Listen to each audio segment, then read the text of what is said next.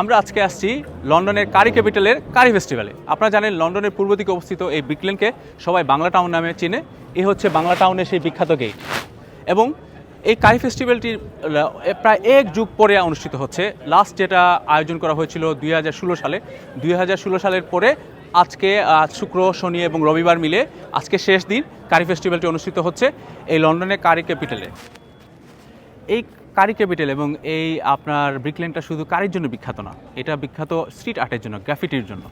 আপনি জানেন বিখ্যাত শিল্পী ব্যাংকসি থেকে শুরু করে অনেক স্ট্রিট আর্ট আপনার এই পুরো রোড জুড়ে দেখতে পারবেন। এবং আমার সবচেয়ে প্রিয় স্ট্রিট আর্ট হচ্ছে এটা হচ্ছে বাঙালির একটা ঐতিহ্য নৌকা এবং একটা মাঝির চিত্র ফুটিয়ে তোলা হয়েছে। এরকম এই পুরো রাস্তা জুড়ে অনেক সুন্দর সুন্দর আপনার গ্রাফিটি দেখতে পারবেন। 1600 শতকে প্রথমে ইউরোপীয় অভিবাসীরা এখানে এসে বসতি স্থাপন করে।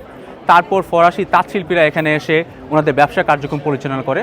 কালক্রমে ইহুদিরা, তারপর বাঙালির হাতে এই ব্রিকলেনটা আপনার হাতে গড়ে উঠেছে। বাঙালি এখানে বিভিন্ন ধরনের রেস্টুরেন্ট, কাপড়ের ব্যবসা থেকে শুরু করে আর অনেক আপনার কমিউনিটি, তারপর মসজিদ, পুরো এই রাস্তাটাই জুড়ে হয়েছে একটা বাঙালির একটা ঐতিহ্য, বাঙালির একটা পরিচয়।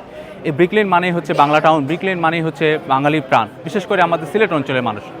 এই ব্রিকলেন মসজিদ সম্পর্কে আপনাদের খুব ইন্টারেস্টিং একটা কথা বলি। এই মসজিদটা প্রথমে ছিল খ্রিস্টানদের একটা গির্জা, তারপর ইহুদিদের সিনেগগ, তারপর এখানে আমাদের মুসলমানদের একটা মসজিদ বানানো হয়েছে।